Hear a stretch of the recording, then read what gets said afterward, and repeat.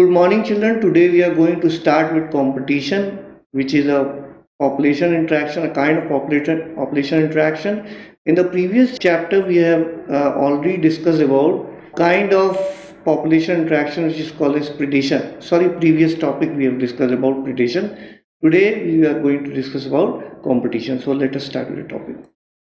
Now, as you can see on the screen, competition. You know about competition where the two species or two individuals compete for the limited raw materials. Now, competition is harmful for both of the competing organism or competing species. Even for a superior species, it is harmful because at least some part of the raw materials will be eaten up or will be taken up even up by the inferior species as such. So that is the reason it is a kind of interaction in which both of the species they are at loss. So it is believed that in the competition, as Darwin has told, when two individuals they compete, two similar organisms belonging to the same species, they compete for the same food resources, then the superior one is uh, uh, is at advantage and the inferior one get extinct. But that is not the case as such. Firstly, let me tell you, competition can be in the two entirely different group of population, that is belonging to two different species. For example, in lakes of South America, there are two competing species. One is called as the resident fishes of that particular lake, and the other one is flamingos, migratory bird. They compete for the same resources, and that is zooplankton. So competition can be for the same resources, but the two species which are competing for the same resources can entirely be very different. So that is the first thing. Now, secondly, competition may not be only for the resources which are limited in nature. Resources may not be limited in nature, and then also competition can occur. Now, you can see I have given you the example of flamingos competing with the resident fishes in South America. That is the figure of that representing. This is the figure which represents it. Now, let me tell you about interspecific competition. Competition between different species competing for the same resources, which I have already told you. Now, there can be competition between the same species as such, organism belonging to the same species competing for the same resources as such. In that, Gauss exclusion principle which states that the superior one completely eliminates the inferior ones. It is valid in that particular case, but not all cases as such. Now, let us discuss about a kind of competition which is called as interference competition. See, in case of interference competition, mere presence of one species retards the feeding efficiency of the second species as such.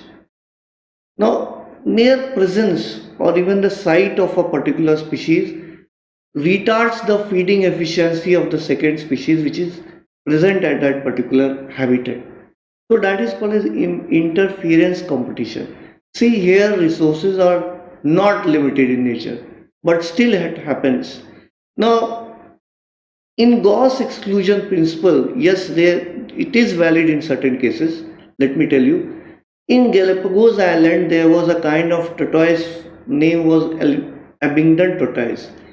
Now, when the goats were introduced in those islands as such, because of the greater feeding efficiency of the goats, within a decade, that kind of tortoise got extinct. So that was because the goats were more efficient in grazing, and that is the reason why the tortoise got extinct. Now let us discuss about a kind of competition which is completely different and is called as competitive release. Phenomena is called as competitive release. Now let us discuss about it. There are two types of arthropods, or you can say insects, One is called as Balanus. You can call it as barnacles, living in the intertidal rocky area. One, the superior one is called as Balanus, and the inferior one is called as Clathamellus. Now, because the superior one is Balanus, it has a greater distributional range. Naturally, because it is superior, ज़्यादा area में पाया जाएगा. As compared to what? Clathamellus. So naturally, if you remove the superior variety from the intertidal rocky area, you find that the distributional area, or you can say the range where the inferior variety was living earlier, that got increased. So Cathamelus distribution range increased. Now let us talk about one more type of competition, that is called as resource partitioning. In Gauss exclusion principle, we have talked about if the two organisms belonging to the same species competing for the same kind of resources, this phenomena cannot go for a very long interval of time. The reason being the inferior variety or the inferior organism will get extinct and the superior will eliminate all the inferior organism from that particular habitat because of its greater efficiency. But it has been observed in nature that in not all circumstances this happens. In many cases, it has been observed that if different varieties or different species are living in the same habitat, they go for resource partitioning. इसका मतलब उस resources में वो जो एक ही तरह का resource से नहीं होता उनका, बल्कि उसमें रिसोर्स का वो क्या कर लेते हैं, पार्टीशनिंग कर लेते हैं. अलग अलग तरह के ऑर्गेनिज्म अलग अलग तरह के रिसोर्स को यूटिलाइज करते हैं. For example, it has been observe that in by the MacArthur that in a tree where 5 different kinds of birds are thriving, some are utilizing the seeds of that particular tree, some are utilizing the fruits of that particular tree, some are utilizing the insects of that particular tree. So that is called as resource partitioning. अब इसमें competition होने की कोई संभावना नहीं है, कोई chances नहीं, क्योंकि उन्होंने रिसोर्स को ही क्या कर लिया, पार्टीशन कर दिया. ट्री में अलग अलग तरह के जो रिसोर्सेज है उनको अलग अलग तरह से उन्होंने अलग अलग चीज़ों को यूज़ करना शुरू कर दिया. तो सारे लोग जिंदा हैं, सारे लोग थ्राइव करेंगे, किसी का भी एक्सटिंक्शन नहीं होगा. ऐसा ज़्यादातर नेचर में होता है and that is called as resource partitioning. तो ऑर्गेनिज्म को कंपटीशन को अवॉइड करना पड़ेगा, क्योंकि कंपटीशन होगा तो बट नेचुरल बहुत ज़्यादा चांसेस है कि दोनों कंपीटिंग ऑर्गेनिज्म या जितने भी कंपीटिंग ऑर्गेनिज्म हैं उन सबको नुकसान, भले चाहे वो सुपीरियर ही क्यों ना हो, लेकिन नुकसान होगा. तो अवॉइड करना बहुत ज़रूरी है. रिमेंबर दैट एवरी ऑर्गेनिज्म और you can say every species want to increase its R value, that is intrinsic rate of natural increase. और आप जानते हैं, हमने पहले ही बताया, intrinsic rate of natural increase होता का मतलब होता है birth rate minus death rate. तो बर्थ रेट अगर ज़्यादा होगा डेथ रेट से, तभी वो ऑर्गेनिज्म या वो स्पीशीज इवॉल्व करेगा, सर्वाइव करेगा और इवॉल्व करेगा.